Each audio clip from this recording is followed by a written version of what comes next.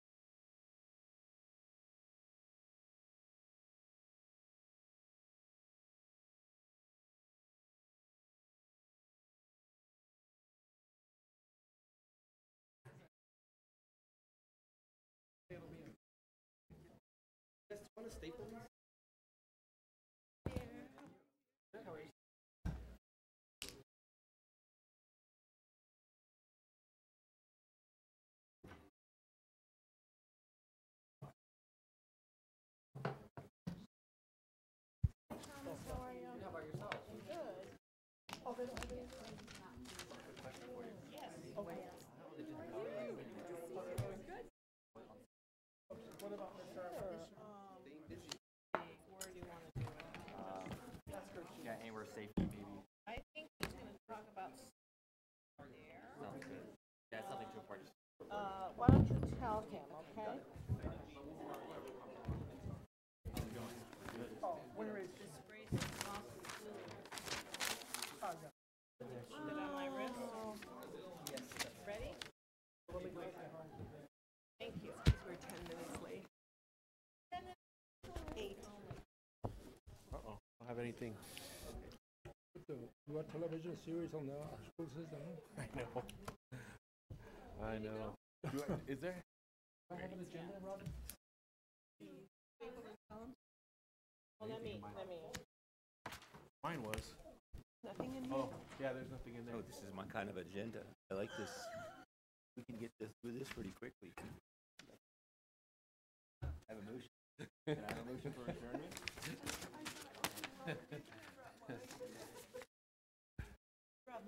Yeah, I didn't. Well, I don't usually print write on mine mine, because well. my printer doesn't print red.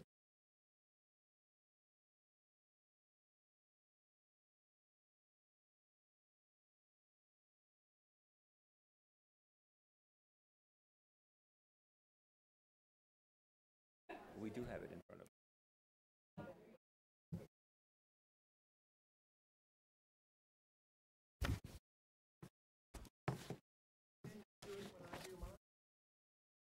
You want to, like, when I talk, then I'll just cue you in and you.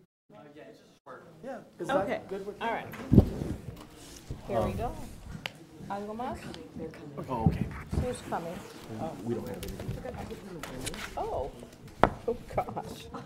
That's an interesting one. Always interesting around here. Never know what we're going to do. Okay. You want me to call the meeting to order in the meantime? Okay. All right. I am calling, good afternoon. I'm calling this special meeting, our work session, to order. Today is March 6th, 2018. And Mr. Jaramillo, can you please take roll? Yes, ma'am. Ms. Dahlman? Here. Mr. Castro? Here. Vice President Frank? Here. President Flores? Here. And I am here. Madam President, we have a quorum. Thank you, Mr. Jaramillo. We'd like to welcome our student advisor, Thomas, from, remind me what school? Mayfield. Mayfield High School. Thank you. Thank you for being here. Yes, ma'am. I will entertain a motion to approve the agenda. I second. Mr. Castro first and Mr. Jaramillo second. All in favor? Aye. Aye, so the agenda is approved. As for the closed executive session, the board met in closed executive this afternoon on March 6, 2018, from 3:15 p.m. to 4:03 p.m. to discuss limited personnel matters as permitted under Section 10-15-1H2 of the New Mexico Open Meetings Act. Specifically so, the superintendent can update the board and legal counsel. Legal counsel can advise regarding the investigations of certified and classified employees by the superintendent and specific employee movements, and to discuss personally identifiable information about individual students as permitted under Section 10-15-1-H4 of the New Mexico Open Meetings Act, specifically so the superintendent can update the board and legal counsel can advise regarding student investigations. That takes us on to the superintendent's report. Dr. Ewing? Yes, ma'am. Madam President, members of the board, and to the members of our audience, good afternoon.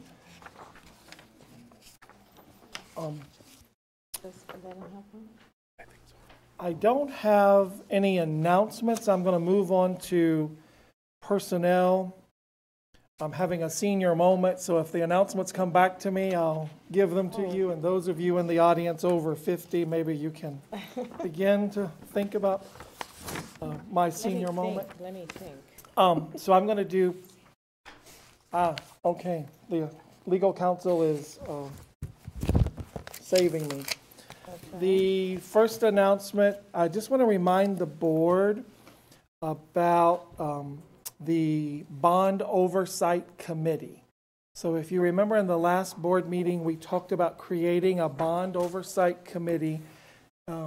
We will place this on the agenda. You will actually vote on this, and if you so choose to approve this item, you would appoint 2 members of the community each, and I would appoint 1 person, and then that group would review everything we're doing with bond money, and then they would give a report back to us here before we ask you to vote on expenditures for the bond.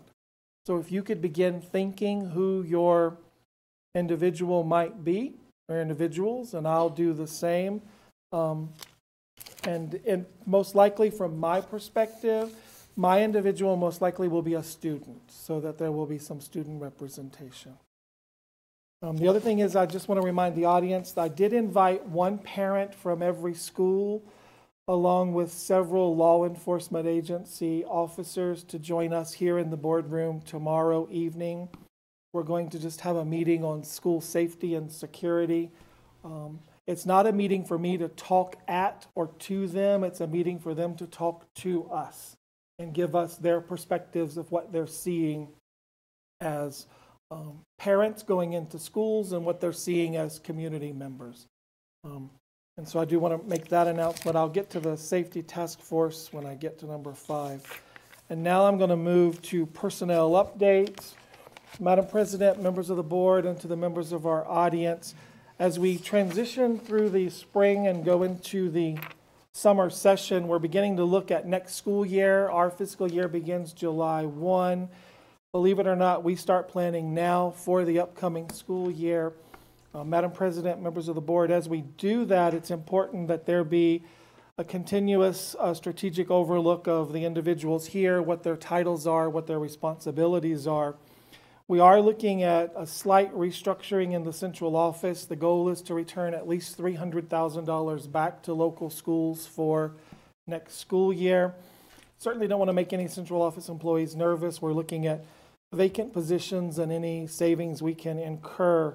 But I do want to announce this evening several personnel changes that are going to occur, and I'm going to give you the date of those changes as we go through them. So, Madam President, members of the board, if we have members in the audience today who are involved in these personnel changes, as I call your name, if you'll just come line up here in front of Erlinda, then we'll allow each of you to shake the board member's hand once I'm finished. So I'm going to start by saying to Erlinda, we'll have a party for you later, but I told you it would take 3 people to replace you. I named Dr. Arteaga as our Executive Director of Federal Programs, and tonight I'm going to name 2 other individuals. So it really does take 3 people to replace the work that you've done. And I can't thank you enough for your 44 years of knowledge and service. And hopefully we'll begin to allow you to have some transition time with those individuals and teach us all you know in the remaining months that we're here together. So as we go through tonight, I'm pleased to announce first that Dr. Steven Sanchez, our former superintendent, will be returning as Deputy Superintendent of Instruction and Student Information. Dr. Sanchez will be joining us June 1st after many lengthy conversations and begging from me. So, Dr. Sanchez, welcome. Next, I'm pleased to announce Dr. Wendy Miller Tomlinson has been named Chief Academic Officer. She will begin her duties effective June 1st. Ms. Tiffany Gomez is being named Chief Leadership Officer. Tiffany will be responsible for the district's 41 principals, providing leadership to each and every one of them. Tiffany was an award-winning principal herself and has demonstrated outstanding leadership while I've been here. Her new title will take effect June 1st. Mr. Ed Ellison will become our Chief Financial Officer. We're removing the interim title from his name. And Mr. Ellison has done a stellar job as well. As when we saw the retirement of our previous chief financial officer. Next, Ms. Heather Kingery is being moved from executive director of middle schools to assistant superintendent of middle schools. Next, Mr. Michael Montoya, our principal at Centennial High School. I have finally convinced him to join the working ranks here, and we're naming him assistant superintendent of operations and high schools. He's going to be sorely missed at Centennial. We're going to make his appointment effective March the 26th, but he still remains the principal at Centennial throughout this school year. This will allow him some time to begin working with the other high schools, and as we look to select high school principals, we certainly want his experience in that endeavor. We also want him at all of the high school graduation ceremonies with us. Next, Ms. Christina Mullins is being appointed Assistant Superintendent of Information Systems, Data, and Research. That appointment is effective March 26th. Next, Mr. Jed Hindy, the principal of Las Cruces High School, is being promoted to Executive Director of Teaching and Learning. He'll be working with Dr. Miller Tomlinson. Mr. Hindy is another one of our principals. Both these guys have spent tremendous amounts of hours and years working in a principalship in their schools. We're so excited to have them join us here at the central office. Next is Ms. Vicky Campos, named as Executive Director of Online Learning and Teacher Training, effective March 5th. That was yesterday. Mr. Hindy will take his title effective June 1st. He will remain the principal at Las Cruces High School through the end of the year, and we'll transition him to working with us. Next one is Ms. Amanda Esquivel. She is the new Director of Nutrition Services, hopefully beginning March 12th. Next, Dr. Christine Freeman. We have approved her on our end as the Director of Head Start. We're waiting for the Head Start quarters in Texas to give us a final approval, but her date will be March as soon as we receive permission. Next is Mr. Josh Silver. He's currently an AP at Early College High School. He is being named Director of Teaching and Learning and Online Programs effective June 1st. Next, Ms. Edwanda Williams, our HR Coordinator, has been named Associate Director of Nutrition Services beginning March the 6th. And finally, Mr. Sean Barham is being named Associate Director of Operations and Security effective June 1st. All of these positions are just a simple reorganization that we have here. And Madam President, members of the board, and to the members of our audience, we are eliminating some positions, so we want to tell you what some of those are tonight. We're going to eliminate the position of Chief Officer of Strategic Planning. We're going to eliminate the position of Assistant Superintendent of Teaching and Learning.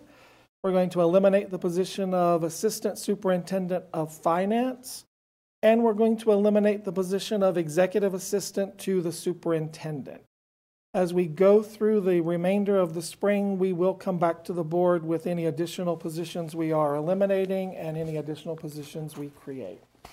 And so on behalf of the Executive Cabinet, I want to welcome all of our new members. Certainly want to welcome Dr. Sanchez, Dr. Miller Tomlinson, and Ms. Gomez to the Executive Cabinet with us, along with Mr. Ellison. And so now if you would come by and greet each of us and shake the board members' hands and let us congratulate you.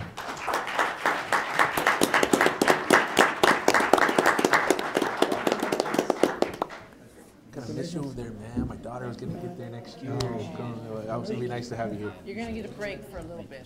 Just for a little bit. Congratulations, Mr. Ellison. Congratulations, Mr. Wanda is in service. Congratulations. Oh, okay. You guys are great. Congratulations. Congratulations. Christina. I've never met you. My name is Ray. It's nice. Welcome. And what's your position? Head Start. Okay, great. Congratulations. Congratulations. Most important job in the process. Thank you. Dr. Ewing, it's Esquivel. Esquivel. Esquivel. Esquivel. Event. Okay, well. Okay, so Senora is correcting my Spanish, so lo siento mucho. No, it's okay. Dr. It's Esquivel. Esquivel. Amanda Esquivel. Okay, so Amanda, I'll practice your name as we go through. Is she here? I don't think she's here. Okay, now I'm going to move NEA Las Cruces. We have no report, is that correct? Okay, we'll wait till next week. CSEC, President Valdespino, no report tonight. Okay, and then when we look at our safety task force, I just want to come back. We are having a meeting tomorrow evening here in the boardroom. We are soliciting that information. We also want to know that we have spoken to principals at length and asked principals to have conversations with teachers and with students about what to do in an emergency in a school building. We're going beyond our normal prepared drills. So normally we announce to everyone we're going to do a drill, we do it first period, and we're done for the day. But we have to be prepared. What if something happens during the lunch period? What if something happens when you're getting off the bus in the morning? What if something happens after the bell rings to dismiss you from school? Those are all soft targets for students, and so we're beginning to look at that. We're also looking the way you do in an airport. So when you come to an airport, the soft target is the area before security. And those are considered the more dangerous areas because no one has been checked.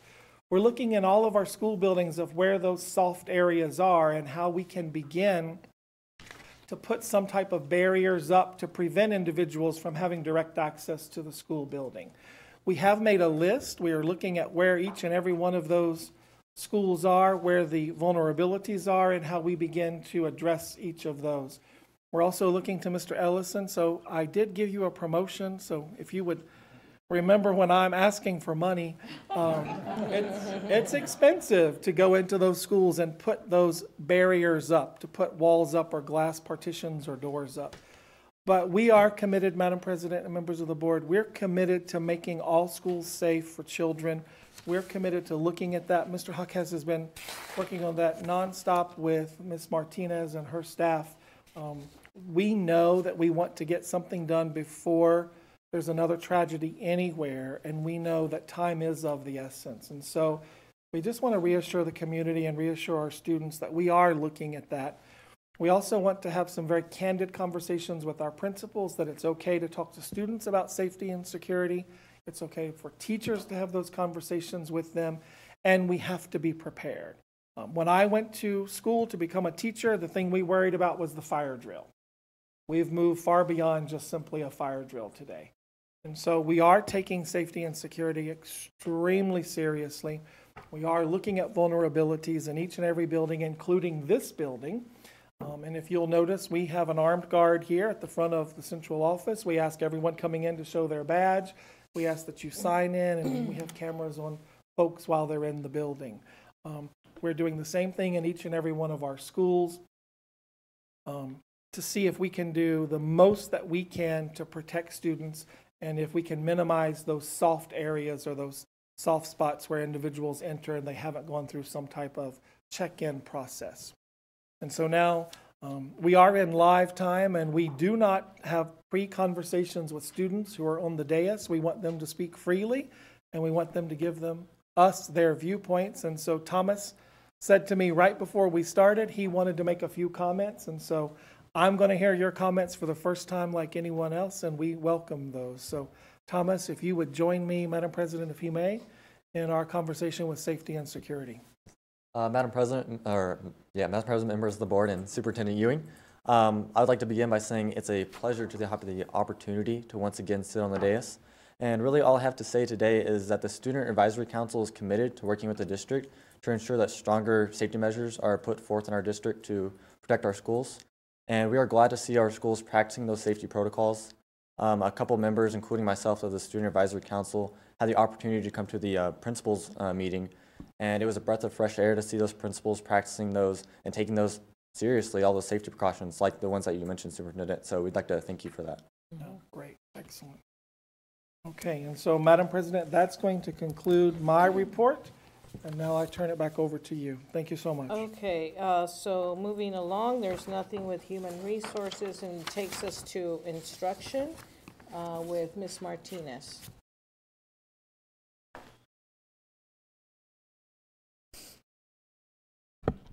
Good afternoon, Madam President, members of the board, and Mr. Superintendent. It gives me, I have the privilege of introducing Dr. Maria Arteaga, who is going to share with the board everything about ERSI. And I'll let her explain that to you. So if Dr. Arteaga would join us.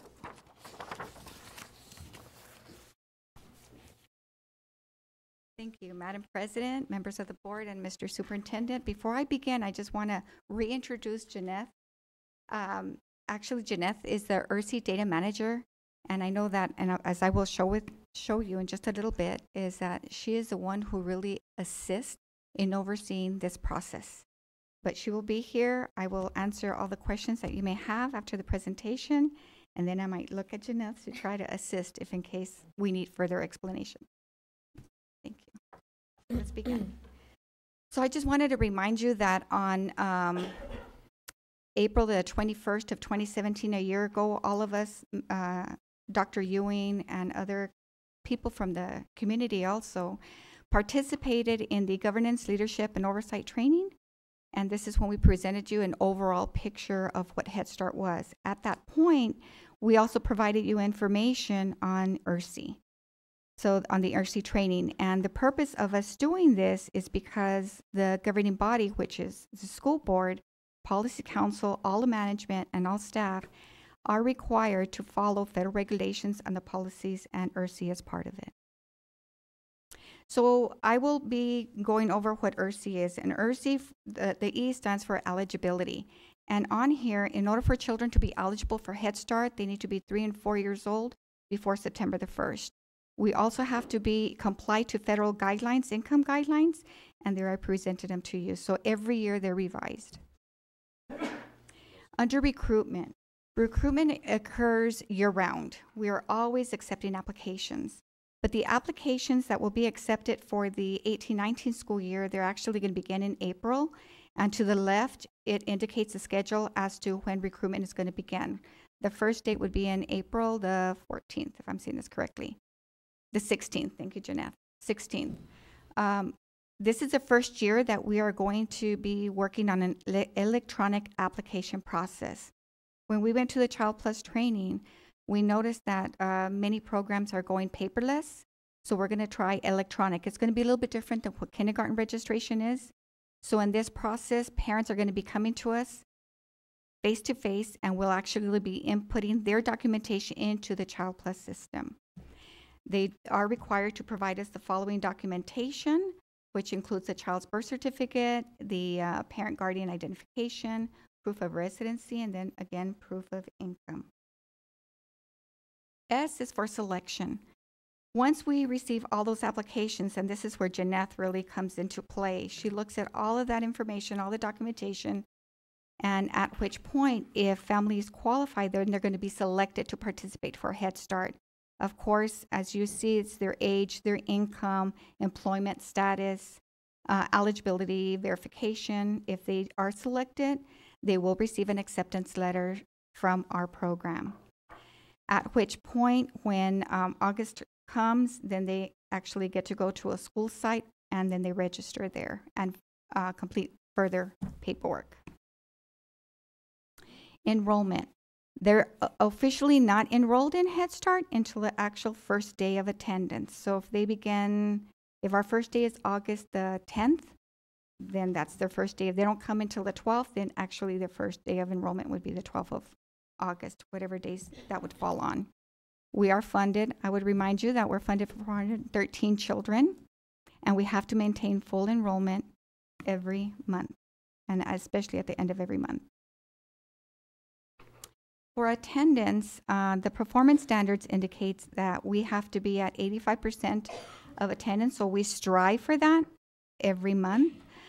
Phone calls are made to parents if in case a parent doesn't call us and the child doesn't come in order for safety measures. And I know, Madam President, one of the times that you attended our policy council meeting, you brought up a very important point. So what if nobody comes? What about their safetiness? So thank you for that. So the performance standards does state that within 60 minutes, in our program, we are highly recommending for our staff to call within the first 15 minutes, which is if a child doesn't show up. Our leadership team does review attendance on a monthly basis. Every 15th and 30th of the month, they go back through Child Plus. If children's attendance is dropping, they could make phone calls, home visits. We just want to make sure that the families get the most support that they can to get their child to school. And then later, the information is presented to you via the news flash on a monthly basis. And that's it. So the process basically states here is if you have any recommendations for us to improve our process, some of our policies to please share. If you have any questions regarding our process, this is the time that, we want input so that we could finalize it. So when we begin in April, then we will be set. I stand for questions. Board members, do we have any questions or comments? No question. I'm glad you described what ERSI means. I mean, it's hard to remember all the time. Let us know how the electronic process goes for enrollment, and see if the parents like it. How do they feel about it? Okay, sounds good. Just as a follow-up. So I think that's it. Thank you Okay. very much. Thank you Dr. so much. Arteaga. Thank you. Dr. Arteaga. Thank you, Jeanette. So then, yes, thank you. We'll continue then. Madam President, members of the board, and Mr. Superintendent, our next presentation is on a free resource for teachers, and it is called Invention Junior. I kept thinking innovation, and it's intervention. So I would like to introduce Ms. Amanda Bradford, who will be sharing this resource with the board as well as the community. So, Amanda?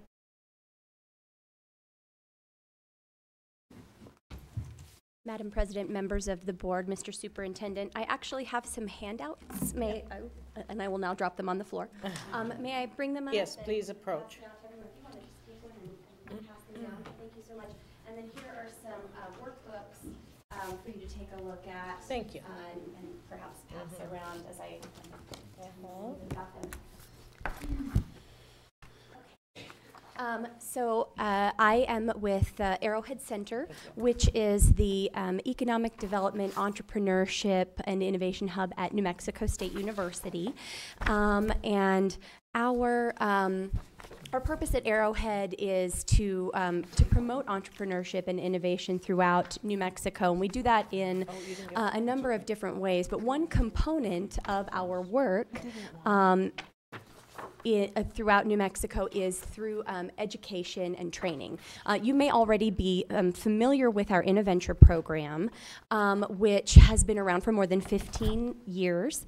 It started out with the core Invention competition, which is an academic year-long program that students in middle schools and high schools can participate in. The teams of students work to create an invention and a prototype that addresses our theme each year. They work on this all year, either in a curricular or extracurricular format with a teacher or other advisor. And then they come to campus at New Mexico State University and present their product that they have designed, the business plan that they've created for it, and the marketing ideas that they have around it.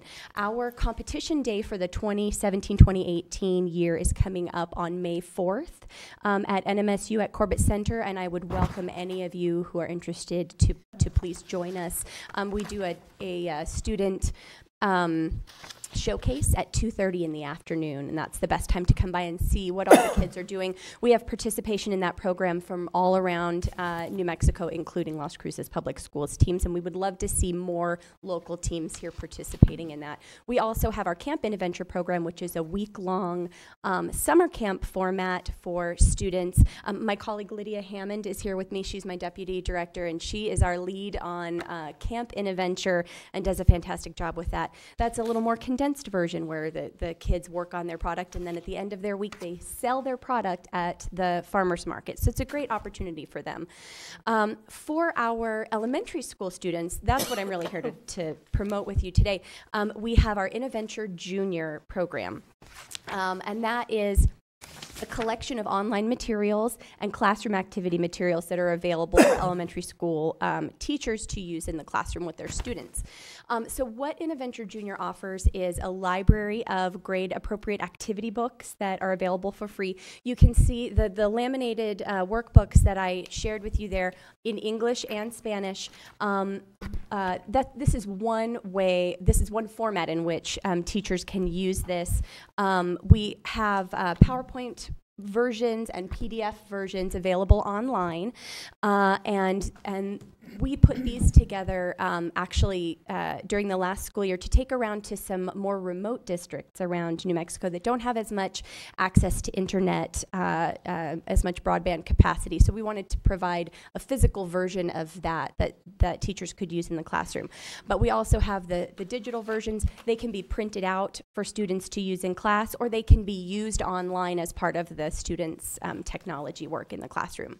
Many of the lessons that we have as part of this suite of age-appropriate materials are already aligned with Common Core state standards, because we know that is incredibly important for our educators to know that the materials that they're working with are aligned with that standard. Others can be used as part of a standards-based lesson that teachers can use. They're really designed to be sort of adaptable, so teachers can use them in different ways in the classroom.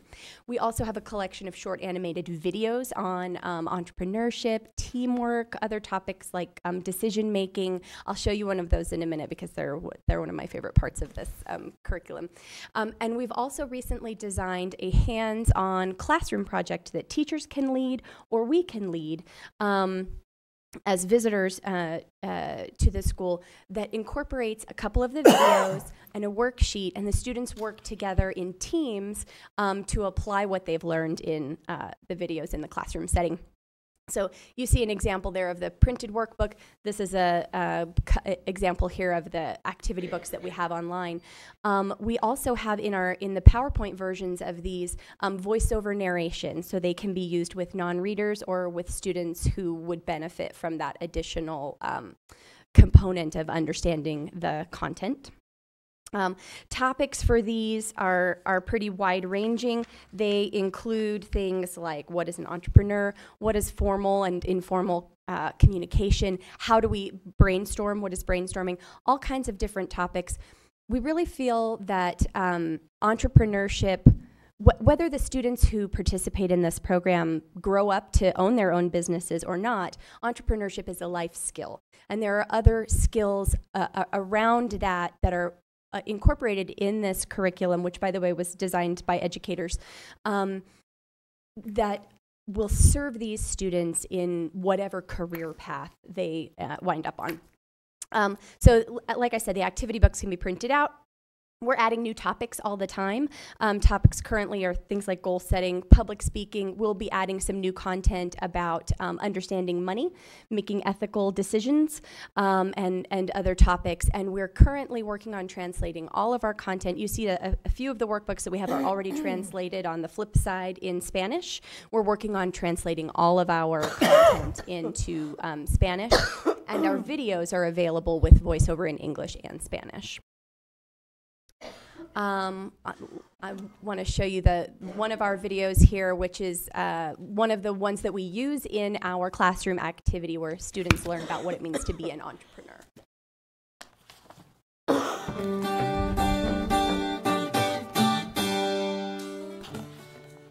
What is that word? Entrepreneur. An entrepreneur is a person who thinks up ideas and then takes action to make those ideas happen. This often means starting a business that generates a profit or makes money. Entrepreneurs see a need and meet it. Once the word gets out, business gets good. Anyone can be an entrepreneur. All it takes is an idea and some hard work. You'll know when you've found that great idea. You might even need some extra help. But sometimes, getting the right idea takes a few tries. Even though it's tempting to give up, a true entrepreneur is determined. Entrepreneurs learn from their experiences and mistakes and use them to perfect better ideas. Try new ideas. Eventually, you'll find the sweet spot.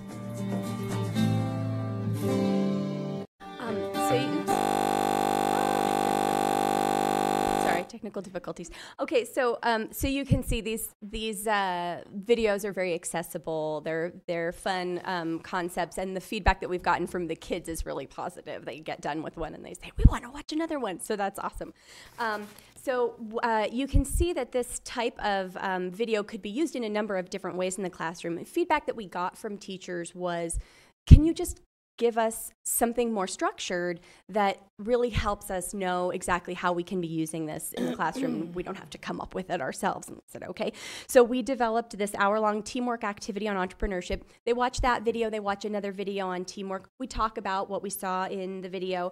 And then the kids form teams of 3, 4, 5 students. They work together. They come up with a problem as a class. What's the problem that we are going as entrepreneurs to come up with an invention to address?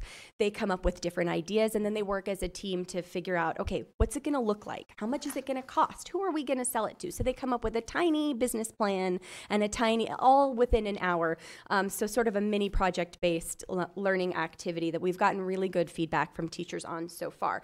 So we've been going and visiting classrooms at elementary schools in Las Cruces. We've been in more than 24 classrooms around Las Cruces, and we've had a lot of fun. At the end, what you see here, me with the expo marker, is I'm interviewing this child. What I do is I go around after they have done their project and treat them like it's a news interview, and they have to tell me about their product they came up with and why I should buy it. And they have come up with some really amazingly fun ideas. Here's one example for you. This is Cindy Riggs, and she is a second grader in Darby Hoffman's class at East Picacho Elementary. And so she's describing her team's invention, which is the Mega 1 Million. So the problem that the class landed on that they wanted to solve is that sometimes it's hard to get a group's attention, and you need some way, and this may or may not have been motivated by how difficult it was to get their attention at the beginning of our presentation. But so that's what they decided that they wanted to fix. And so this invention that she's describing here is a drone that a person can sit on and fly up so that the group can see them better. You know, like I came up with, maybe it's a whistle, I don't know. They came up with a drone that flies you up in the air. So I'm constantly just thrilled to see the cool ideas that the kids come up with.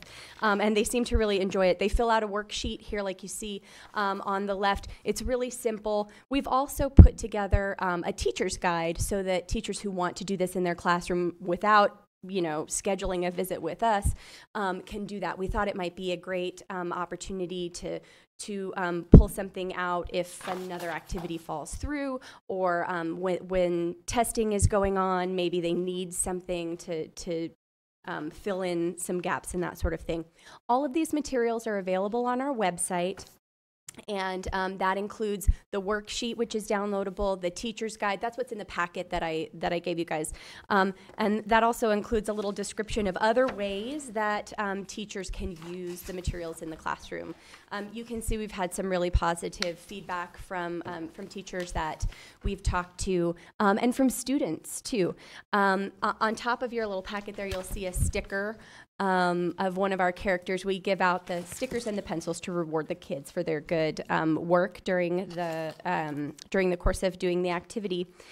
So I just wanted to, Madam President and members of the board, I wanted to let you all know that this resource is out there. We're doing what we can to promote that directly to educators through email. We've had an article in the Sun News about it. We would love your assistance in letting as many educators know as possible about the availability of this resource. Even outside of the classroom, organizations that work with kids in the summer, after school, extracurricular, we're here and we want to get this material in front of as many kiddos as possible. So we do have social media pages for NMSU Inventure. We have a YouTube channel where all of our videos are available in English and Spanish, and you can subscribe to that. Our website is here for you, and I would welcome your feedback at any time by email or with a phone call. Do you have any questions? I do not. Board members, any questions or comments? Madam President, Dr. Ewing, is it on our website, on our school website? The link? Paul, is it? Maybe we should No. consider doing Would that you for our like for us teachers. to- Sure. That would be wonderful. We'd be You happy all to provide whatever is needed. Some notes back there, and then I'm assuming you've already connected with our curriculum department. You're working with Erlinda? Dr. Wendy? Yes, Okay. we've connected with Dr. Wendy on that.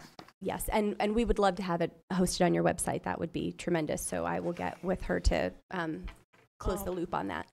Mr. Anamio? I just wanted to say I would love to see you on a drone. Oh. Rather than a tablet. I think that would be really cool, Madam You President. are using your imagination Yes, today, I think it would be really cool. So that's all I have to say. It would be a fast escape when you're... That's true. I could. That would be good. I may need one, you know. You never know. Well, it only costs $1 million. Yes, So if we yes. can get that in the budget for I the got next that. academic year, we can get with Cindy to get those drones. I underway. noticed your funding is from Daniels Yes, Foundation? that's correct. And what year are you in your funding? We're actually on a follow-on grant with the Daniels Fund. They funded us previously to expand other aspects of our Inventure programming. We're currently in our first year of a 2-year grant with the Daniels Fund to expand Inventure Junior and also our Studio G student incubator for NMSU system students to other universities around the state. Usually they like partnering, so you're partnering with NMSU, with Arrowhead Center, et cetera. That's right. Inventure is a program that is within Arrowhead Center, which is a part of NMSU. So yeah, that's all connected, and it's Right, all we're all Do you working have any together. other partners other than these three here, or whatever? We've received funding for various aspects of Inventure from other funders in the past. Wells Fargo has been a supporter, the McCune Foundation, and we partner regularly with educators and community organizations all over the state. In fact, Lydia just recently secured a spot for our Camp Inventure programming at Meow Wolf in Santa Fe. Oh, very good. So very good. we're always partnering, and we're always looking for additional partners. So. Okay. And is this going on anywhere else in New Mexico? Yes, we've reached out to school districts throughout the state. Of course, being located here in Las Cruces, we want to prioritize getting into as many classrooms here as possible, but we're reaching out all across the state to make this resource available. And we took the workbooks that you have there, we took those around to more remote locations as far as Farmington, all over the state. So. And also the information on your camp, what grade level is that for? Camp Inventure is for middle school students, 6th through 8th grade. Okay. And that's So available all around the state too, including here in that- Las Cruces. That would be good to put also on the website for information, for summer programs and what have you. And how Yes. long does that run for? It's a week-long, the camp itself is a week-long program, and it runs throughout the summer in various locations. We'll have Okay. several local locations in All Las right. Cruces Well, and please Mesilla. share that with the district then, Yes. so that we can make it, let parents know. Yes, Okay. thank you. Thank you very much for your presentation today. It's very Thank you so much for your informative. time. We really appreciate it. Absolutely.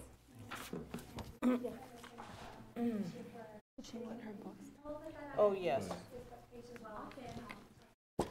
Great, thank you for doing that, for You sharing. want your books? Thank you. Yes, thank you. Okay, I'll keep it back. Is that okay? let's see. I'll keep it I think we're done then with instruction. She want these two? So we're gonna move on to finance. Yes, ma'am. And Madam President, if I can take a Yes, point of personal privilege Sure. while Mr. Ellison's coming up. I just want to recognize, we have a retired teacher sitting in the audience tonight. I want to recognize Miss Mary Garcia, who has retired, but I keep begging her to come back to work for us. And I see you coming to board meetings, and I thank you for the lunches and the continued advice you continue to give us. So thank you for your service to the district, and thank you for being here tonight. Thank you, Madam President. Good evening, Madam President, members of the board, Mr. Superintendent. This evening, I have two items I'm bringing forward for approval. The first item is the request for approval of, request for proposal of number 171801P, Category 1 Broadband Connectivity. And, Madam President, this is the, it's kind of an upgrade of an existing, changing the service providers for our connectivity between the sites. And Mr. Dawkins is instrumental in this, and it'll be his project. So I've asked him to be here as we go through this in case there's any technical questions that I'm not able to answer. And so this is a project that will be eligible for E-rate funding of about 85%, and then we're also receiving state matching funds. And so on this project, the district will end up paying approximately about 5% of the total cost. So this is, a very, very good project for us to improve and upgrade our connectivity between the sites, and should improve some of the networking connections and so forth. And so this was put out for a proposal for a request for proposals on a qualification-based, sealed, competitive process. And so we received back 3 qualified respondents who were then evaluated. And those were CenturyLink, Conterra, and Unite Private Networks. And so on the evaluation committee, there were internal expertise, and then we also had external expertise from the county and from the state that sat in on this. And so when they went through this process, they go through and they rank, and you'll see that the results were on page 3 of that recommendation. And so going through there, it looked like each one of them had different benefits that they could bring, as well as different qualifications. But ultimately, the committee selected Unite Private Networks as the preferred, or they're recommending that the board approve awarding that contract to Unite Private Networks for this project. Madam President, if there's any questions, I'll stand for that, or Mr. Dawkins will be able to answer any questions on detail about this project. Okay. Thank you, Mr. Ellison. And board members, do we have any questions or comments? I have a question. Go ahead. So, sitting in front of me, I have this map of New Mexico by school districts, and I got it at the School Board Institute in Santa Fe that we attended a couple weeks ago. And, the average cost, well, anyway, it has the ISP cost by MBPS, whatever that is, per month for 2017. And the average cost was $5, and we're at $11.38. So my question is, is this, what we're doing now, is it going to help make it better? So, Madam President, Mr. Frank, this is not for our internet connectivity. This is, the internet connectivity is on a different cycle for our renewal. So we'll actually be bringing that back to you in a couple of years. The broadband connectivity is what connects all of the schools together and to our main data center, so that we can kind of distribute the internet. But the actual internet service, we're under contract with a different company for, I believe, 2 more years. And can you tell the board why are we paying more than other districts? Do you have any idea? I'm not really sure. It's on a it's. I we believe know it's a that 4-year contract was negotiated by a previous administration. Yeah. But again, we'll go through the same process again when that comes up for renewal, and it's all through E-rate. We do get significant discounts, reimbursements through E-rate for that service. So let's do this. If you can get with Ed and just pull the contract, do some background work, and then just email all of the board members with what we discover, why we chose the contract we did, and why we're paying the 11-something rate. Absolutely. Yes. President, correct me if I'm wrong, it's 2 different things that we're talking about right here. Right? Correct. Because the internet is something totally different. This is more of like an intra correct way to connect, right? Yeah. So it is. So we call this our WAN. It's the wide network, so it connects all of the school sites to us. Yeah. And what this will do is actually provide us a more private network, okay, rather than having to go out over the internet and things to connect. Okay. Any other questions? Okay. And you said the company's name was Unite, and how long have they been in business, or where are they located at? Just that. Madam President, local? we don't have that information in front of us, but I will actually get that information for Okay. you and Yeah. provide that to you Because through I'm not email. familiar with that name, so that's Right, why I'm asking. right. When they did the evaluation, that was part of the qualifications, was the existence, Right. continuity. So that was evaluated during that, but I don't Okay. have their demographics in front of me. Okay. But I can All right. provide that to you separately. That's fine. And Madam Ms. President, Dahlman? Dr. Ewing, also, I was going to ask, but I think you just answered my question. How was it that we went ahead and decided on this particular company? Bill, can you pull up page What's the 3 of that criteria? recommendation? And is Will in the audience? I'm not Will, seeing. I don't think so. Jerry's here, but Oh. when Bill pulls up page 3, you'll see that the scoring evaluation. So what happens is each respondent will submit a sealed bid that included the items that were outlined in the RFP, and so then they'll go through and each evaluator will receive that, and they'll go through. They get instructions, and then they go through this process of evaluating. And these are the criterias right here, and this is the summary by each of the respondents. And so then they get together and they discuss their individual scores, and then will facilitate this, and they come up with the understanding, and so this is how they're ranked. And so, Jerry, if you have any else you want to add to that? Yes, evaluation I mean, we process? did have the 3 evaluating process, which included one of our staff members, as well as a county representative and a state representative to evaluate the 3 proposals, which had the different criterias, as you see there, which in turn, Unite Private Networks was the highest scoring ranking based on experience, based on cost as well. Do you have anything in your folder, Jerry, on where Unite is located? I do Oh, not have that. We have that. Dr. on some- Lozano is telling us, Kansas City? Okay, so Kansas City operation since 1998. And then if you all could you just pull some of that later and then let Ed he can blind copy email all of the board. So we'll get you certainly what you're asking us. Okay. All right. Well, any more questions or comments? No? Okay. I have, I guess, one more Yes. comment. I looked at this earlier, and now it makes a little bit more sense to what I was looking at. And the only thing I worry a little bit about is you get what you pay for sometimes. I know that the cost was one of the reasons why they beat everyone else. Is there some insurance that we're going to still have the reliability? Because it looks like, the experience was less. The other ones are either tied for or not as good as the other one. The only thing they kind of really went far over was the cost. And so I want to make sure that there was something in there that they just didn't outbid or that we're getting a valuable thing for that. Madam President, Mr. Armijo, the cost does not come in until the end. So as the evaluators go through that, they don't know what the cost is, so they're ranking those individuals without knowledge of the cost. I see. So the cost comes in at the very end, That makes and that's sense. only a small factor. Okay. And so cost is not one of the primary factors of qualification. It just comes in at the end. Because it has 105 points here. Out of 300. Right, and so that does come in at the end, but if you look at the So 66% of the award is 66% based on of the award was based on that, right? something other than the cost. Other than the cost, right? All right, that makes sense. Thank you. I appreciate that. Sure.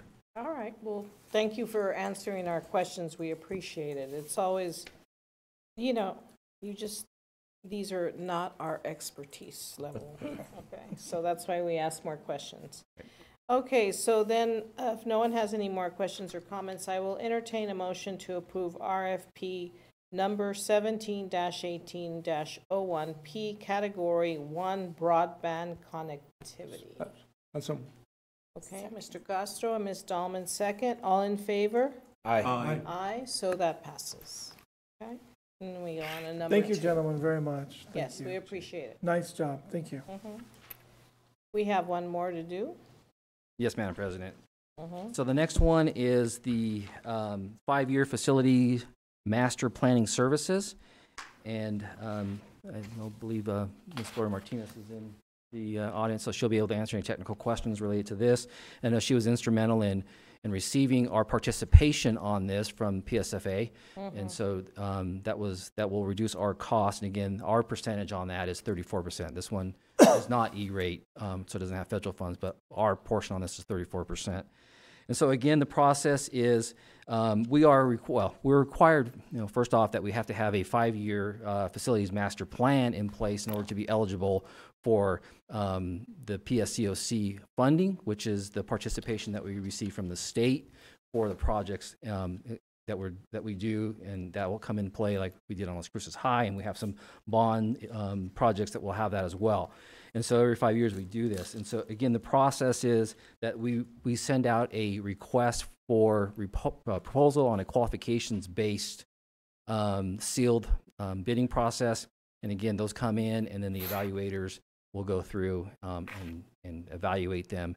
And we had some internal expertise from our construction and physical plant, as well as we had a member on the evaluating committee from PSFA. And so then the results of that will be on page 4. I don't know, Bill, if you could please pull that up on the second recommendation. And when they go through that similar process, it'll be, I think it's the next page, Bill. Thank you. And so then here are so on this one, we actually only had one qualified respondent. And they still go through the process, though. They still go through the evaluation process. They go through everything to make sure that this one respondent would be qualified and meet the criteria, and everything was there. And so on this, the evaluation committee is recommending the contract be awarded to architectural research consultants. Okay. Board members, any questions or comments? And we are currently using ARC for all previous. That's correct, Madam President. Okay. So, Madam Yes. President, so we only had one company that was qualified, or just one company that responded? I believe we had one company that responded. So by default? Well, no, they still go through the evaluation process to make sure they have to pass the initial qualifications. So whenever we get bids in, they have to meet the qualifications of the RFP first. And then they still go through and do an evaluation. And if it's evaluated and all the evaluators still look at it and they feel that this company doesn't, meet the needs, they will scrap this RFP and go out for another one. And so they still go through the process, even though there's one respondent. There's only one. And is there a reason why just one company would apply or respond? Gloria, do you? I don't know why there's one. I know that they are the primary source of these services that we use, and I'm not, I don't know why there'd only be one. Do you have an idea? Madam President, Ms. Terry, this is a specialized company that does this type of services, and we did add in there about an ADA plan. This was something that was required by the state. Todd, our Director of Security, asked for that to be added. So I believe maybe that was one of the indicators that some of the other companies didn't feel that they were qualified to do, so they didn't submit their application in. Okay. But we use ARC for a lot of our other facility master plans, and they did the utilization study that we based some of our decisions on doing bond projects. So we're very familiar with ARC, and they're out of Albuquerque. Mm-hmm. And Gloria, would you reassure the board, if you only had one company and you were not comfortable with that company, we wouldn't be bringing a recommendation to them, is that correct? Correct, and I was, correct, yes. Okay. And anytime we do that, if we're not comfortable with a company. We put it back out for correct. bid. Yes, we'll rebid. Okay, and then when we look at the scoring, even though you were only scoring one company, I mean, I see they get 96.3%. So the teacher in me says that's an A, but you would have been just as harsh on them had you had other competitors or not. Yes, is that correct? yes, we would. Mm-hmm. Okay, so does that help at all in our? Yeah, I'm just thinking about, Columbia. And did they handle that particular school? No, this is a company that comes back and evaluates demographics, evaluates Oh, okay. population, and This is not the building. no. The structural stuff. All right. Yeah. Okay, well, thank you very much, Ms. Martinez, for that. Thank you, Gloria. So then we'll go ahead, if there's no further questions or comments. I will entertain a motion to approve RFP number 17-18-03P, Facilities Master Planning FMP Services. Mr. Castro I'll second, Miss. and Mr. Jaramillo, all in favor? Aye. Aye, so the motion passes. Thank you, Madam President. Thank you, members of the Mr. board. Ellison. And now for Mr. Huckes. Good evening, Madam President, members of the board, and Mr. Superintendent. I have one item, and that's the construction project update, just a regular construction update that we provide for the board. And I believe we have 2 ongoing construction projects currently, and that's Las Cruces High School Phase 2 and Mayfield High School cafeteria. So with that, I or Ms. Martinez stand for questions.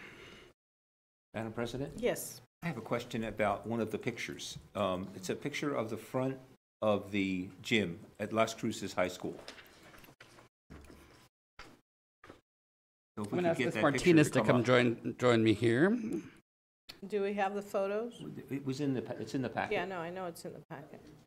Bill, can you put those photos up? Do you have that? Okay. So that's a really pretty picture. As is that.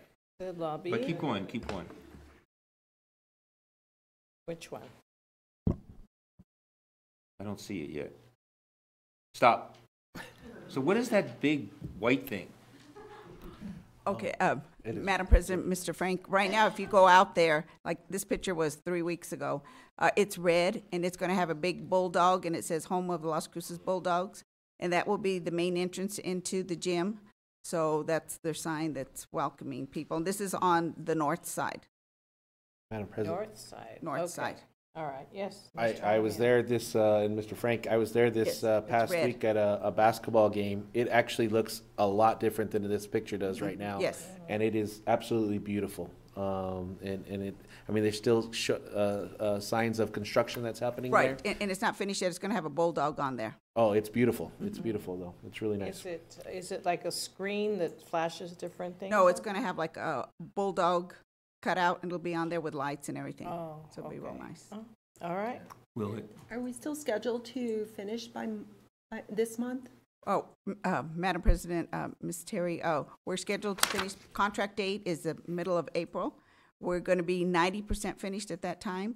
We're going to have to come back and do the classroom wing, which is the northwest part of the classroom wing roof. And we're going to do that during the summer. Because of safety concerns, we couldn't do it during the school year. We'd have to tear off the roof and disrupt part of the other wing.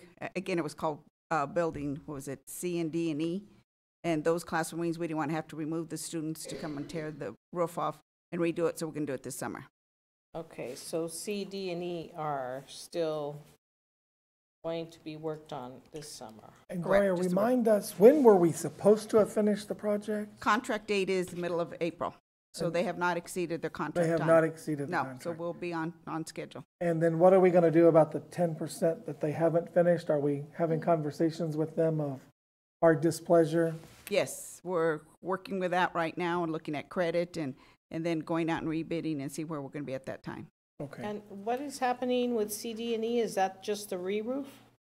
Or there's more? It's just the re-roof of the area that's the northwest side of the classroom wing, which was C, D, and E.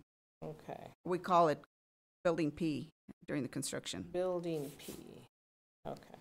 And right now, it's unoccupied because of the roof, that section. Did they have flooding issues? No, what we had was when we started removing the deck to replace it, removing the roof to replace it, the deck started coming out. So it was opened up to the sky. Was So- it too heavy, or was there an issue with heaviness of I heard that one building, the roof was not strong enough for the roof? Well, what it was the decking. It was a lightweight concrete. So when we started removing the roof, the lightweight concrete came with it. So they'd have to replace that. So they'd have to rip off all the roof.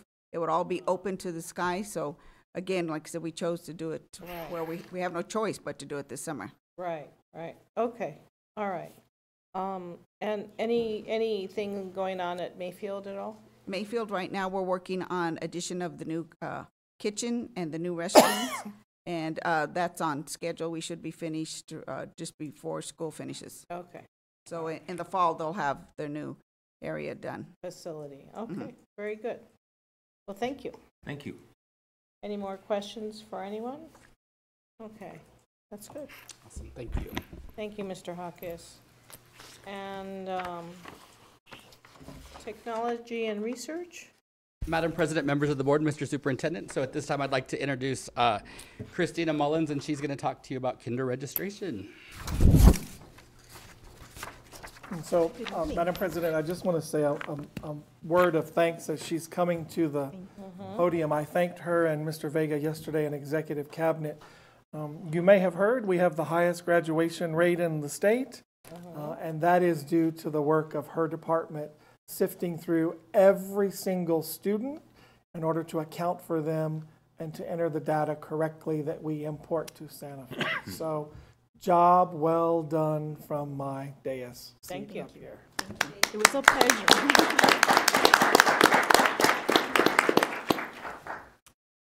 Good evening, Madam Madam Flores, Dr. Ewing, members of the board. I'm very excited to give you an update. We are live. So the process was an amazing one. It was adventurous. We had we had all the committees that I had told you that was going to be on there from representing every single department. We brainstormed. We had ideas. We actually put into the system more than we thought we were going to get out of it. It's capable of doing a lot more. The transition is going to definitely be easier for parents because they're not going to have to fill out repeated paperwork over and over. They don't have to input their address over several times. Those are some benefits. They get to do it from the luxury of their home. There is a couple of items that we decided since we were piloting that we were not ready for yet, and the department, it was based on the very specifically one department, and that was health services, and we will be ready to go next year on that one. We thought that we needed to take a little bit more time to make sure that we're not violating anybody's rights, as it takes considerable amount of, it imports a considerable amount of information as it relates to medications and stuff like that, so we wanted to make sure we hold off on that until we were thoroughly confident that it goes to the appropriate users. So what you're going to see in front of you is our webpage, our district webpage, and if you look at the corner up there, you're going right there. Thank you. You're going to see the online registration. So if you go ahead and you click on that, and notice it's in English and Spanish. And this is a general information that is submitted every year, and again, it's in English and in Spanish. So when you click up in English or Spanish, you can go to the right one. Then if you go to so that's the general information, and then again it's letting you know from here you can go ahead and register online. So if you can go ahead and click on the button to register for the webpage online.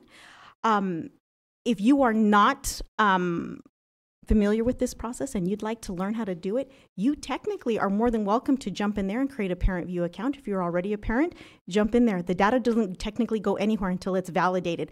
So you can walk through it, you can see all the work that was done. The translations alone, I want to thank the bilingual department who worked very closely with us up until the very last minute, and making sure that everything was translated according to our, I guess I'm making sure I'm using the right word, dialect around this area, because the Spanish that was in here, though it might be proper, it's not our proper, maybe something, but right now it is in there. And so the next week we are going to vigorously be either trying to write code to upload all the information, so this way it has our dialect, our language in there. But they've already supported the information with us. As of Friday, we went live on March 1st. That was very exciting. And as of right now, we have only 9 parents so far that have called, which is wonderful, that have jumped online and are going to start to use that. And the best part about this 9th thing is that these are parents now needing to create Parent View accounts. The minute they open up that parent view account, they're going to have access to their students that are, even if they're not in kindergarten, if they have other students that are currently in our system, and they are now going to be able to see what the system can offer, now being able to monitor their students' grades. Because in the past, when we do the paper model of it, just the paper and pencil model of registering, you're not creating an account, therefore you don't see grades live, you don't see attendance live, you don't see course history live, you don't get to see health conditions live, you don't get to see any of it live. Right. Now this starts everyone from scratch as a kindergarten. So we're live, and it's very exciting. And I'd like to thank Ms. Dahlman for representing the board and being a part of us through every step, giving her input. That was thank you. We very sincerely appreciate that. I know it was time away, but thank you. I enjoyed it. Thank you. Did you check the Spanish? Did it meet the test? I'm checking it right now. Okay. I already found a mistake. No. Oh. Yeah. Good. All right. Any questions that you might have? Well, we hope that that all of a sudden you get a swarm of parents that start registering their kindergartners, and update us maybe at the end of. We'll give you period. Absolutely. We'll give you an update the first week of May, somewhere the next time that we'll give you a quick update, because by then we will have already concluded the majority of the kindergarten registration, and that's when we're going to, at that time, decide whether or not that we open it up for only those 4 sites to open up kinder through 5th new registration. So at that particular point, if you have a person that's moving into our district that has a kindergartner and a 3rd grader, they don't have to do 2 different methods. They can still just do 1 method. So that's kind of what we'll be opening that up at that time. All right. Well, Okay. anything to simplify the process is good. Absolutely. Thank you so much. Thank you.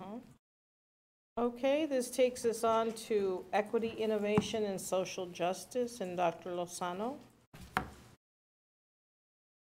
Good afternoon, Madam President, members of the board, and Mr. Superintendent. I come before you today to we have 2 updates for you. One for restorative justice and one for ethnic studies task force.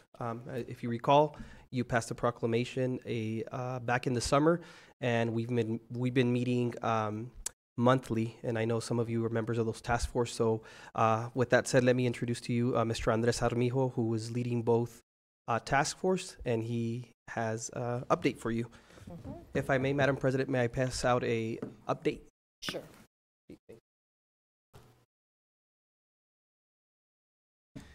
Good evening, board members and Dr. Superintendent.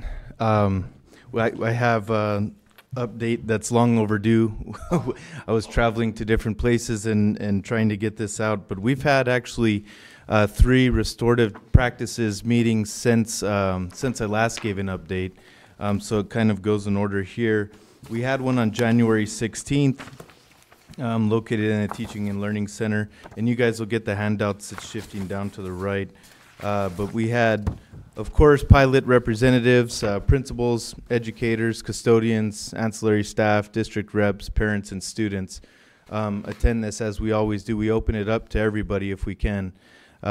We also had interest from additional school principals who've been really trying to figure out what restorative practices is and how they can implement it in their building. Of course, we had Mr. Ed Frank and Mr. Ray Jaramillo. They attend, if not all, or most, but all of the restorative practices as they're appointed to that. We also had on February 16th a visiting board member. She snuck in, Miss Maria Flores, and then we had central office staff and community education partnership organizations. So in January 16th, I introduced the final pilot stages for our division for the pilots for Crossroads, because right now I'm principal there as well as the restorative justice executive director. So we have the core task force members also presented impressionable moments during their attendance at the restorative justice conference that we went to. We're trying to include different moments throughout the Arlington conference in all of them. We also had announcements of the grant funding, which we did receive, and that is the grant of student support and academic enrichment through the state. So we did get restorative justice funding, and with that, we're rolling it out to different pilots for professional development, as well as looking at providing incoming in-house professional development for all school principals. On February 13th, and then also, of course, at the end of each session, we have success and struggles for restorative practices from each pilot. On February 13th, we then had our next session, and this one was at the Teaching Learning Center. Again, we had our board members and all the same stakeholders. It's always different people depending on the time.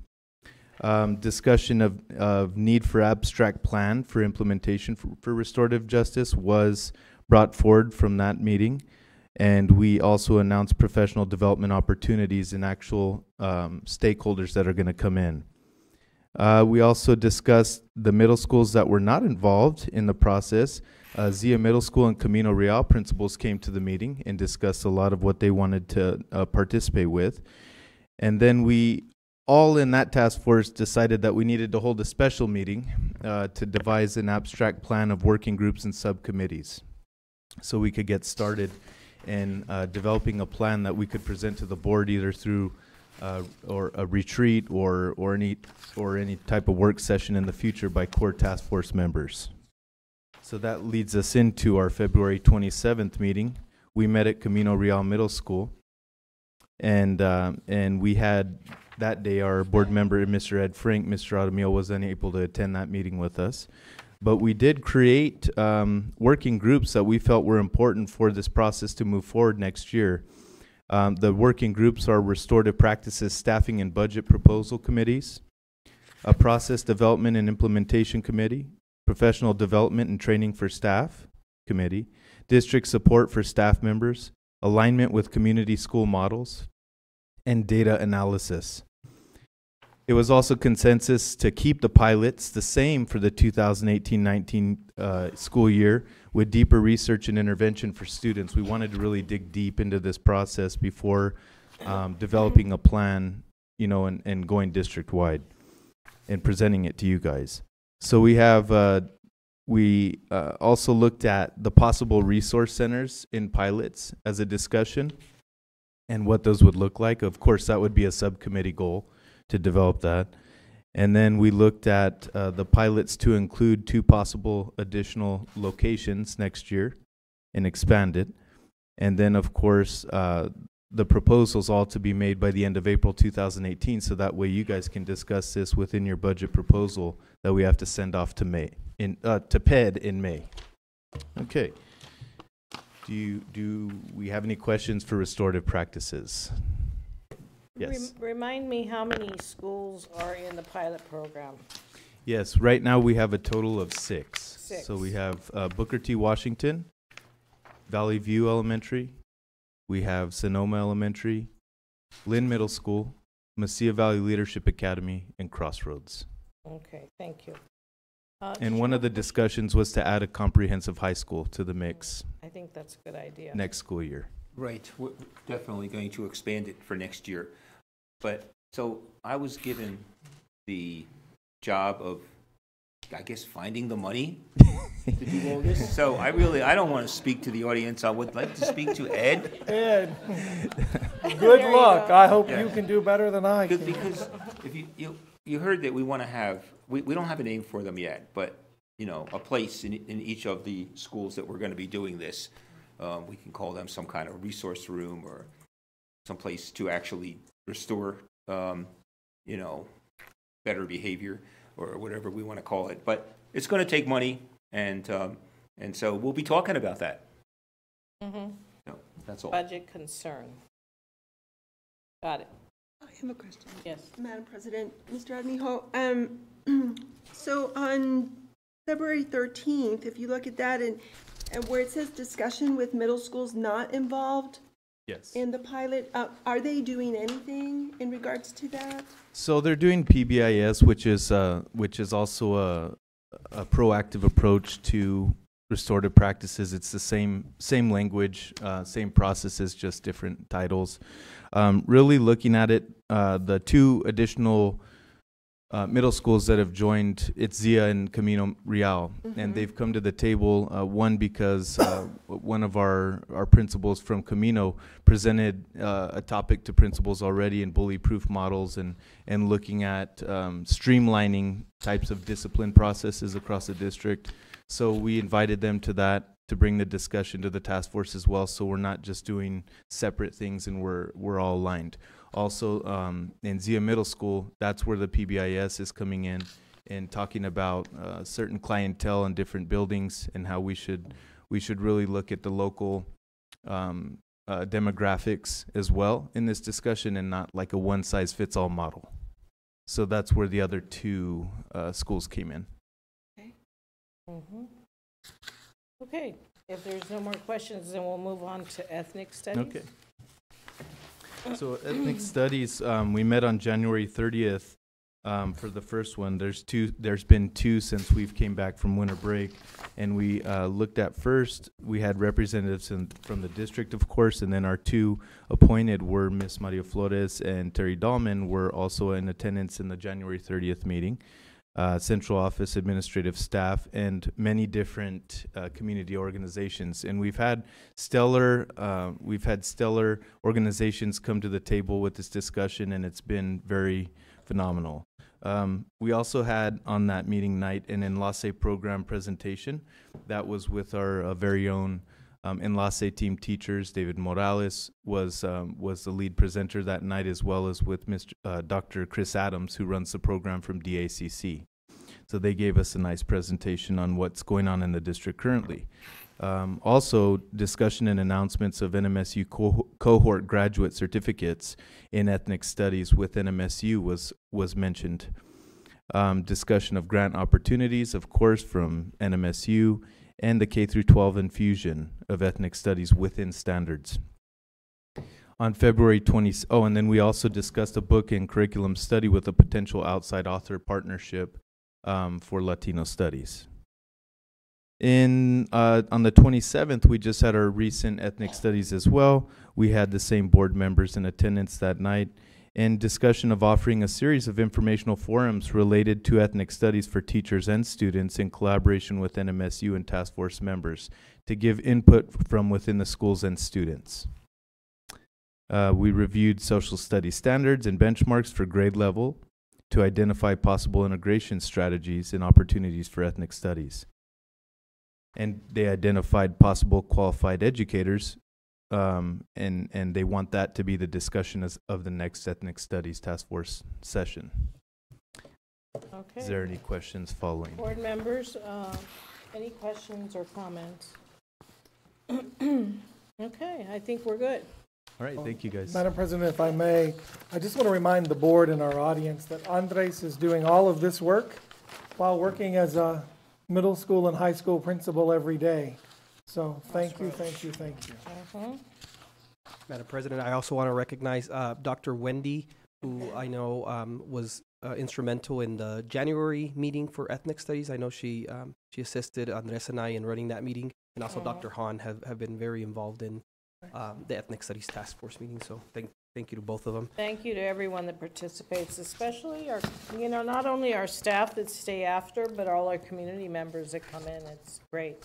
It's a good engagement and collaboration. So thanks for doing this, okay? Thank you, Madam President. The second item on my on the agenda for our division is a presentation on migrant education programs. As you know, our district does have a migrant education program. And what we want to do is just give you a quick overview of how we qualify students into that program, and more importantly, to demonstrate the growth that we had in recent years. I also want to thank Erlinda Martinez. A few years ago, she was instrumental in getting this off the ground. It was right before I left the district a few years ago when we were actually having discussions about just not even applying for the grant, because as you know, any grant requires a lot of upkeeping and maintenance with it, and we just didn't have a lot of students in the district. But with that, I don't want to give the presentation out too. So let me present to you Dr. Jennifer Hahn, who's our Executive Director of Bilingual and Migrant Programs, and also our recruiter, Mr. Bernardo Lopez. Madam President, I forgot to mention one item. Our coordinator of migrant programs, Iggy Campos, is actually not here tonight. Her mother passed away last week. So we were actually at the funeral services yesterday and today. So just wanted to inform you that that's the reason she's not here, but she is really the one that does the day-to-day operations for our migrant program. And please pass on our condolences on behalf of the board, please. Absolutely. Madam President, members of the board, and Mr. Superintendent, I am so honored to be here tonight to introduce Bernardo Lopez Casas, who will be giving the presentation on migrant education. It is such an honor to work with a program that empowers the families and students who are responsible for putting food on our table and who really form the backbone of our agricultural industry. So I'd like to introduce Bernardo Lopez Casas. Thank you. Good afternoon, Madam President, members of the board, and Mr. Superintendent. How do we switch off? Sorry. Oh, okay. So we have one executive director, one coordinator, one migrant data technician, 4 migrant tutors, 3 state recruiters, and 1 secondary migrant liaison. How we recruit our students, it's through a pink form that is called the occupational questionnaire, and that occupational questionnaire is included in the registration package on every school in the district. The forms are then sent to the bilingual department, bilingual migrant education department, and then we review them. The recruiters review them, and then we follow up through a phone call. And if we notice that they might qualify for the program, we'll schedule a home visit or an appointment at one of the schools, or even here at the office, whatever is more convenient for the family. And who's eligible for the program? Any child that is younger than 22 years old, and the child has not graduated from a high school or doesn't have a GED. And if the child moves with a worker or to join the worker, so they have to move due to economic necessity and find an agricultural job. It can be picking chile, onion, lettuce, pecans, packaging also, packaging onions, packing chili. Also, the dairies is a qualifying activity, so if they move because of that, they can qualify for the program. And also, the move has to be within the last 36 months. And the reason for that is because, they move so often that, school is interrupted, so the program, helps them, go through that process a little bit easier. We also provide school supplies at the beginning of the school year. We also have the 4 camps students that tutor our high school students. And the College Assistant Migrant Program, which is CAMP, it's a similar program through as the migrant program here at the school district, but over there it's at the NMSU. It's a scholarship for 1 year, their first year in college. And we also do referrals to other agencies. We have monthly meetings with parents and students. We bring outside community resources. We also have a posada. Last December, it was our first posada. We collect gifts for the families, and it was a success. We also, last year, we had our first migrant summer program, and we're planning to have that as well this year. We also do dental and health checkups with La Clínica de Familia. And we also do classroom support with a migrant liaison, after-school intercession and summer programs, after-school tutoring, including home tutoring, English language acquisition assistance, and college and career preparation. We also do some health services when health is a factor that impacts academic achievement. An example of that is when a student needs glasses and he or she cannot see the board, and this student needs glasses, we can pay for that with the migrant funds. If it's something more serious, we look for other resources. And the numbers for the migrant program have increased since 2013. That's when I came on board. It was March 7 of 2014. Tomorrow is my 4-year anniversary.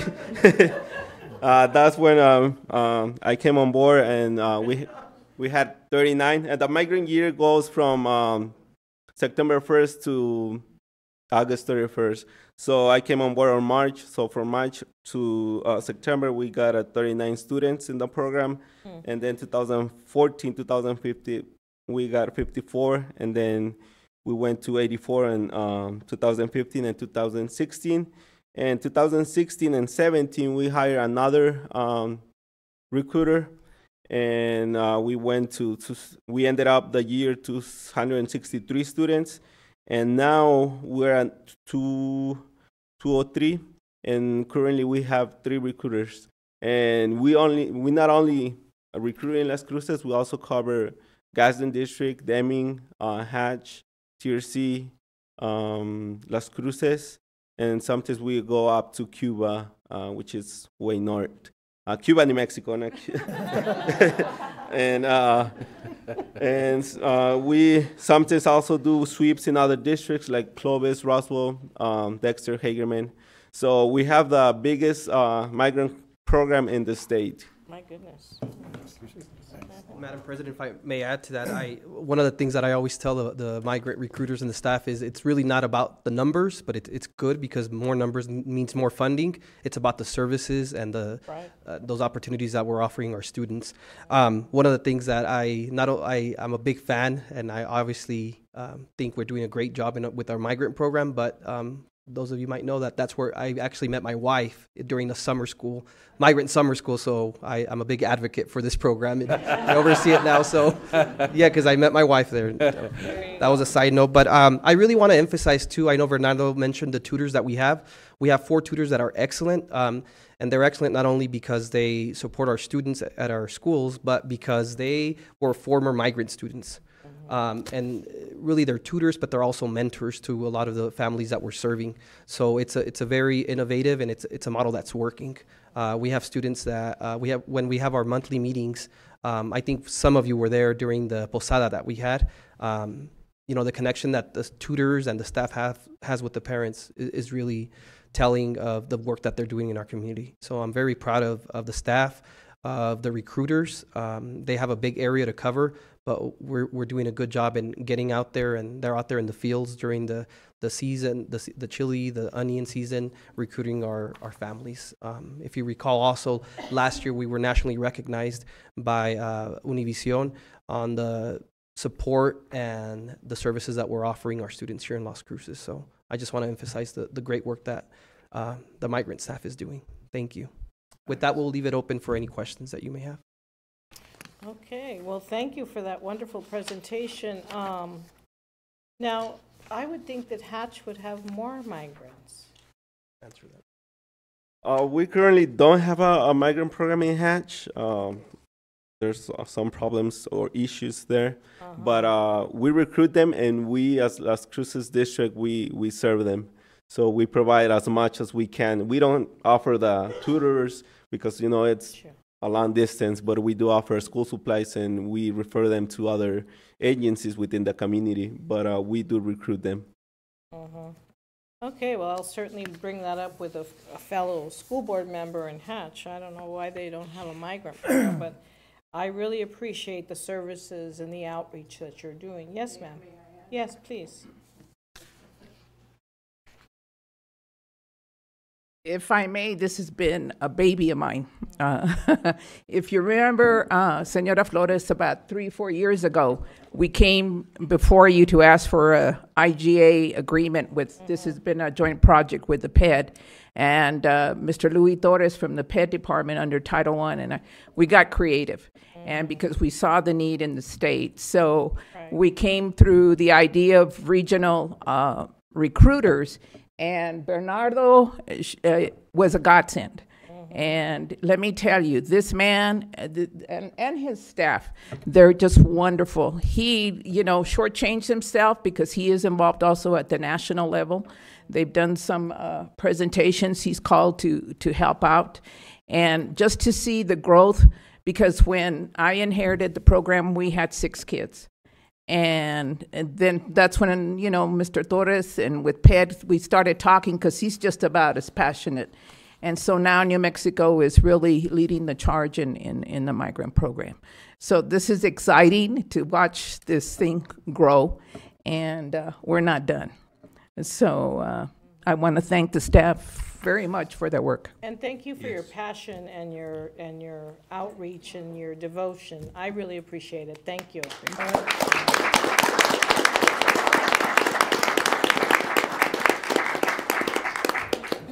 This is quite contrary to the national conversation. We take care of our own. So, did you have anything else to add? Board members, questions, comments? I just had a comment, Madam Yes. President. I noticed a big spike in, from, was it in 16, 17? Yes. And then a dramatic drop in 2018. How can you account for that? Because it's not the season, and because the year, once they qualify for 3 years. So if they're arguably end, our numbers go down. But we, are constantly recruiting. And right now we are at 203, so we still have until September to raise our numbers. And the season is gonna start.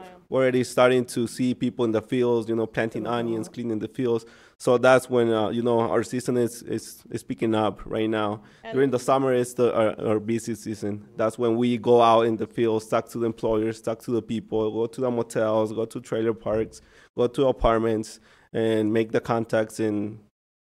But I think we're gonna end up more than 263 this year. Could it be again the environment, the national conversation that might have caused it to come down a little bit? Also the environment, yeah. Sometimes we have issues scheduling appointments with the parents because they don't believe that we're from the school district. We have a case that one time we called the family and then they called the office to verify that we were from here, from the school district. Yeah. Okay, Mr. Jaramillo. Madam President, would it be fair? I'm just guessing, but it seems like we may have had 200 children all along, and because of your work, we are not missing hundreds of children that have fallen through the crack. Because I believe, and I'm just guessing, but these children were here. They've been here. They've been doing this stuff. But because of your passion, because of your work, because of those, we see a big spike in that, and that just means that we're children are not falling through the cracks. And I just want to say thank you and commend your work for what you're doing. Thank you. Anyone else have any questions or comments? Thank you so much. Yes, thank you. That was, I totally agree with Mr. Jaramillo about that. I'm sure they were there. Okay, thank you again, and we appreciate the hard work that you're doing with our students. Thank you. Yes. Excellent. Excellent job. Thank you. Thank you. Thank you. Roberto, don't you let him go anywhere. Okay. All right, that takes us on to board items now and to the reorganization of the Las Cruces School Board of Education. So as you know, it's time to switch our hats a little bit, and that's what we're going to go ahead and do. In accordance with district policy, the board reorganizes its officers annually. We will proceed with nominations. So I will open the floor to accept nominations for a position of president. The nomination requires a second. If there is no second, then the nomination dies. And I've been on both ends of that situation. I've seen it die and I've seen it seconded. Yes. Can I make a nomination now? Go ahead. I'd like to nominate Mr. Ed Frank for president. Okay. And I'll second that motion. Okay, we have a first and a second for Mr. Ed Frank as president.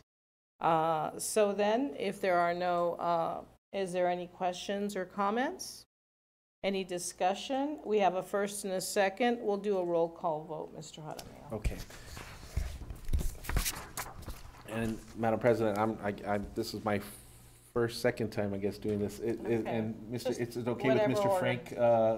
He accepts. Why don't you make him? Oh yes. Well, we got. Do you accept Mr. Frank? Is it okay that if it passes, I will accept. Okay. Okay. All right. Thank you for clarifying. Okay. I will take a roll call vote. All right. Ms. Dahlman. Yes. Mr. Castro. Yes. I vote yes. Madam President. Yes. And I don't think you get to vote. Okay. No, he can vote Do for you himself. vote for yourself? Yes. Yes? Vice President Frank. Yes? Yes? Yes, okay. We now have a new president of the board, Mr. Yeah. Ed. There it is, the passing of the gavel.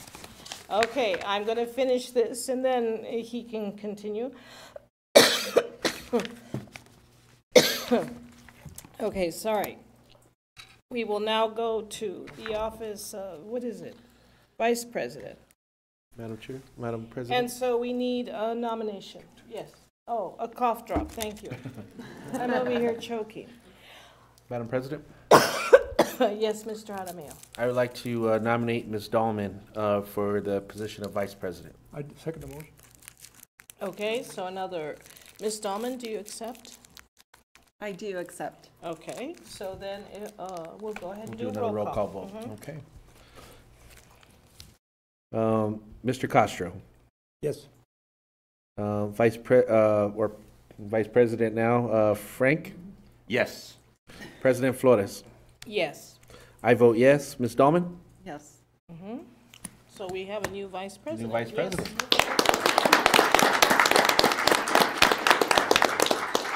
And then we will go on to secretary. I will open the floor for motions or for nomination.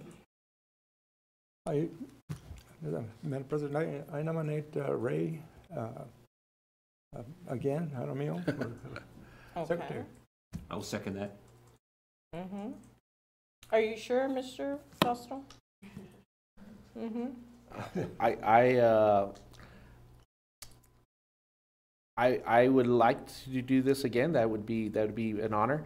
But I would also like to see Mr. Castro be in this position as well. So I'm not too sure how to do that.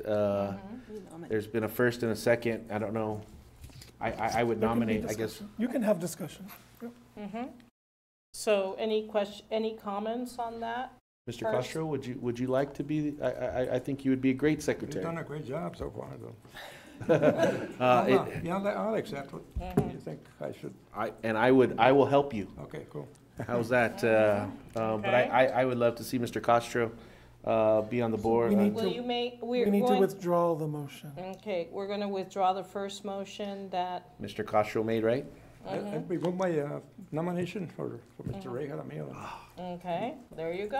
All right, well then So then you're going to make a I'm going to make a first motion, yes. I would like to nominate? nominate Mr. Castro for the position of secretary. And I second that. Okay, I was going to second it, but that's fine. I was going to second it. You have all of them. All right, Jimmy. we now need, roll and do you call. accept, Mr. Castro? I'll accept that. Okay. All right, Ms. Dahlman, Yes. Mr. Castro, Yes. I vote yes. Mr. Frank Yes. and President Flores. Yes. So we have 5 yes. And we have a new secretary. Congratulations. So now I'm going to turn over the, we have a couple of more, we do have the discussion and changes of board committees. And I was thinking, it is finance, audit, DACC advisory, and the Las Cruces Public School Foundation. Am I missing one? And I should have written it down before. Anyone know if I'm Those are missing the one? 4. Is it only 4? We have 4, right? Okay, I think I have them all. Right, currently, we have Mr. Frank and Mr. Castro on finance. Do you wish to remain on that committee? Yeah, sure. Yeah, I would too. Okay, so that'll stay the same. On the DACC advisory, we sit with the Gadsden School Board and the Hatch School Board, and we advise the Doña Ana Community College under NMSU, advise them on different issues. Mostly, we talk about dual credit, budget, etc. And currently, Mr. Jaramillo and I are on that advisory. Do you wish to remain on that advisory? I'm just figuring things out now, so I would love to stay on there, yes. Okay, and I will stay on if that is, If that's up to you guys. the president is the one that ultimately decides that. Sounds good. Okay, and then we have the audit committee. Mr. Frank and Mr. Castro are on it right now. Do you wish to remain on that as well? Okay, and that stays the same. And then we have the LCPS Foundation, and Ms. Dahlman represents us there. Yeah. Do Yeah. you wish to remain for another year? I would prefer not to. So if there's somebody else that would like to have a free lunch. You would be perfect on that drone right now to come up like that. Now that I second that. I second that. Yes. I can All in alternate favor. with you on the Why don't we do that? We'll alternate, okay? Will you consider that, or is anybody else interested in going? I can alternate I'm not with- interested in a free lunch. Yeah, I'm not either. But What's for lunch? It's whatever. Okay. How often do they meet? Once a month. Once a month. And is it in the evening? Oh, it's No, at at lunch. I'm lunch. sorry. Oh, that's hard. And it's the same day as the board meeting, is Yeah. it not? Yeah. Which makes it hard. If you're It is. president, it's hard. It is. Any other takers? But if you're not president, it becomes a little easier. I would imagine, right? Okay, for a vote. so I think that, well, if you're willing to alternate, Ms. Dahlman, I'm happy to do that. Okay. Okay. I'll help So- out on days that I can't. Okay. Maybe we'll send different people and just, you know, Why that not? might be, we could have a, Spread the wealth. yes, why don't we do that? So Let's that'll spread be a shared situation. I can go okay? every 4 months or so, 3 months. Yeah, that'll work for me. It's a good idea. I like that idea. So, It was my Okay. idea. Madam President, just to make sure we're clear, I'm going to direct staff, I'm looking to Taryn in the back. We'll notify the foundation that we're going to have revolving board members come in. Yes. And that Senora Flores and Ms. Dahlman will start, but then it may go to other, is that? That's perfect with me. That works out really well. Okay, we don't have any old business and we just have public input. Is there any, I didn't receive any sheets on that, so there's no public input. Okay. So then, Mr. Frank, President Frank, would you like to adjourn the meeting? Yes, I think it would be a pleasure to, Oh. as my first. Oh, wait, I forgot. I need a personal point of privilege, Mr. President Frank. That's perfectly okay. I just wanted to say thank you for allowing me to be president for the last 3 years. It has been a pleasure and honor to serve. And I only wanted to make it 2 years, but then Dr. Ewing came in and I provided a little bit of history for him. And he convinced me to do it another year, so I did it for him.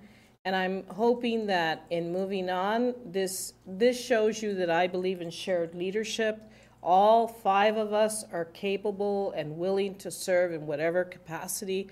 I trust each and every member of this board completely, as I do Dr. Ewing, and it is a pleasure to be here with my fellow board members. Thank you so much.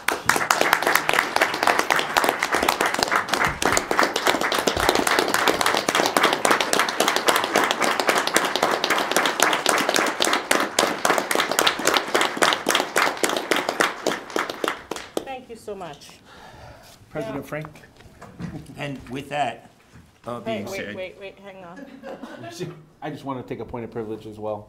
Yes. I just wanted to say that there are many teams and not necessarily teams, I guess, cheerleading teams, all sorts of teams all across high schools and things that are going to be doing things nationally in the next week. And also Las Cruces High School up in Albuquerque this weekend, the state playoff tournament. I just want to wish everyone well on behalf of our school board, and also safe traveling for those children that are going to be traveling from our district. So I just want to wish them well. Thank you. And another point of privilege, if I may, I just want to thank President Flores for everything that she's been able to do as president. It's made my first year very easy to have the leadership and to be under the leadership of you and the direction and how you've taken us. And I think I would speak for Ms. Dahlman as you've taken us under your wing and your guidance. I just want to say thank you for me personally. So thank you. Thank you. Thank you so much. Dr. Ewing? Yes, sir, Mr. President. So staff, you may be called Madam President once or twice over the next few months. That's okay. Mr. President, I just want to echo the same sentiments. From the first interview that I came here, I felt the support of Senora Flores, and I don't think our audience understands, but in my role and in my training, I'm trained always to report every incident to the board president. And so the audience doesn't understand the number of phone calls that I give her, the number of emails that I send, the number of texts that I send, and the number of times that I've come to your house. And so thank you for guiding me. Thank you for being a leader to me. Thank you for supporting not only myself, but the entire executive cabinet. And thank you for what you've done. You truly believe in the district, you believe in teaching, and you believe in schools. And those are the same beliefs that we all share. So on behalf of all of the executive cabinet, I just want to say thank you for everything you've done, and especially from my chair, thank you for making me the leader that I have become today. So thank you. Thank you, Dr. Ewing. Thank you very much. Mr. President? Yes. Oh, my goodness. I just want to say we tried convincing her like 2 hours ago to stay on one more year, and she refused. So, but all kidding aside, Senora Flores has really, she is the driving force. She is the glue to this particular team. And so we work as a team. And so I want to thank her for that. Thank you. Thank you. Mm-hmm. Thank you. And she will always be the driving force. And at this point, can I entertain a motion to adjourn? So move. Oh, you know what, go ahead, you go first there. I so move. I'll second it. And all in favor? Aye. This meeting is adjourned. Yay.